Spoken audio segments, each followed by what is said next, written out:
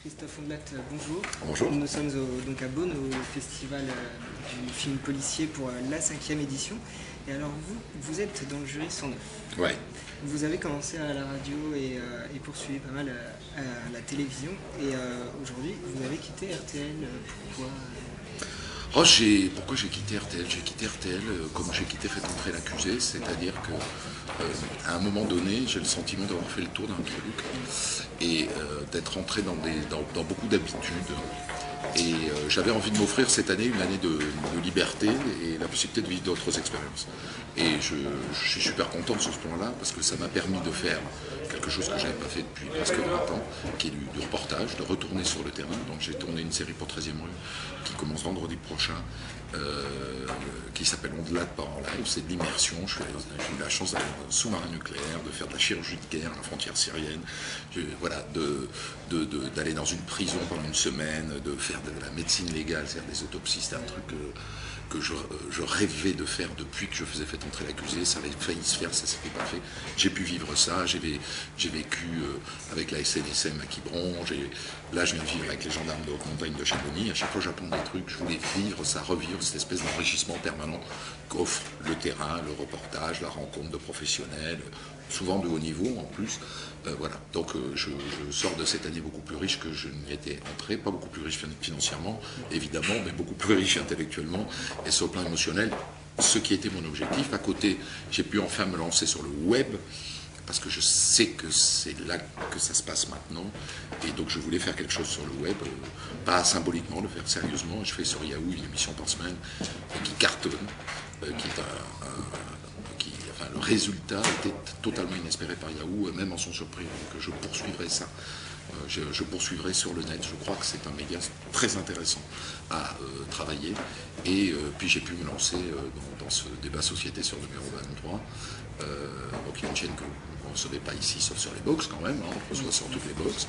Voilà, là aussi c'est une super expérience. Créer une émission, créer un ton, un style, découvrir de nouveaux chroniqueurs, faire connaître des gens, avoir une ligne, ne pas en bouger, puis avoir finalement une chaîne qui débute, donc qui nous laisse assez libre, ce qui est un privilège. Et alors justement, vous avez une carrière qui un peu de découverte en fin de compte, vous touchez à tout. Et donc aujourd'hui, justement, numéro 23, qu'est-ce que vous pensez de ce passage à la TNT? Qu'est-ce qu'il pourrait apporter en plus ou pas pour... Alors en plus, je vous l'ai dit, la liberté, l'absence de pression d'audience. Hein, on va tourner je crois le 16e et 17e numéro là, la semaine prochaine. À ce jour, on ne connaît pas l'audience de notre émission. Voilà. Parce que pour l'instant, il n'y a pas de mesure d'audience. Donc on n'est pas soumis aux médiamétries. Vous ne pouvez pas vous imaginer, c'est la première fois que ça m'arrive à la télévision, de faire la télévision sans être soumis à médiamétrie, au début. C'est formidable parce que pendant ce temps-là, on peut s'installer tranquillement, caler son concept, puisque j'ai 4 chroniqueurs autour de moi, caler le format, le profil de ces 4 chroniqueurs, et puis caler la lumière, caler le décor, enfin tout ce que les autres font, mais devant les téléspectateurs qui ont vu par exemple l'émission de Bruce Toussaint entre le mois de septembre et le mois de décembre où elle s'arrête. L'émission elle change tout le temps. On change les chroniqueurs, on en vire, on en prend d'autres, on crée des séquences qui n'existaient pas, on fait bouger le décor, on fait bouger la lumière en fait. La vérité c'est qu'il faudrait faire 3-4 numéros à blanc d'une émission pour qu'elle soit vraiment calée quand elle sort. Là, on a pu les faire diffuser, mais comme pas grand monde les regardait, on les a fait tranquillement, sans pression. Après, l'inconvénient de ce genre de chaîne, c'est qu'on a beaucoup moins de moyens que dans les grandes chaînes. Et quand je dis beaucoup, c'est beaucoup moins. Voilà. Donc on travaille toujours financièrement sur le fil. Et on est au bord à chaque émission de perdre de l'argent, ou parfois on en perd.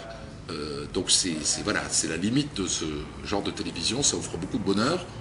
Le fait qu'il n'y ait pas beaucoup de téléspectateurs au début, pour moi, il n'y a pas un problème. Je ne juge pas l'intérêt de ce que je fais au nombre de téléspectateurs ou d'auditeurs. Mais en revanche, la question des moyens reste quand même un problème. La télé, ça coûte cher. Et ces chaînes ne se sont pas encore donné complètement les moyens. Elles n'ont pas les moyens. Enfin, ni 23, ni 24, ni 25. Enfin, toutes les nouvelles chaînes qui sont apparues là n'ont pas encore les moyens vraiment de faire de la bonne télévision. Mais bon, de la très bonne télévision dans de bonnes conditions. Mais on arrive à faire quand même de la bonne télévision. Mais bon, c'est au prix pour nous de beaucoup de stress et de pas mal de travail.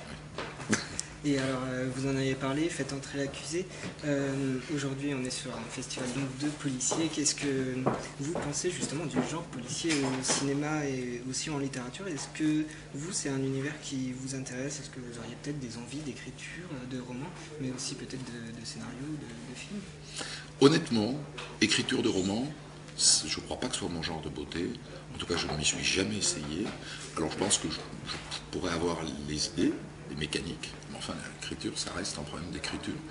Et comme je ne suis jamais passé par l'écrit, que j'ai toujours écrit pour l'oral, depuis que j'ai sans doute votre âge, donc moi, voilà, j'écrivais pour l'oral. Je n'écrivais pas pour l'écrit. Donc je pense que je ne sais pas écrire. Alors des gens me disent, mais non, c'est pas vrai.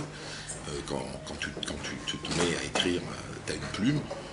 Bon, il faudrait que j'ai plus confiance en moi pour me lancer dans cette aventure. Écriture de scénario, j'ai déjà travaillé dessus.